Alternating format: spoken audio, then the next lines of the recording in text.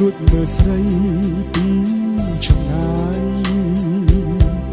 គួរឲ្យស្ដាយស្ដាយជាប់ក្នុងចិត្តខំងើពីព្រឹកទល់យប់ងងឹតស្នេហ៍ដល់កម្រិតចិត្តបងប្រាថ្នាមើលហើយមើលទៀត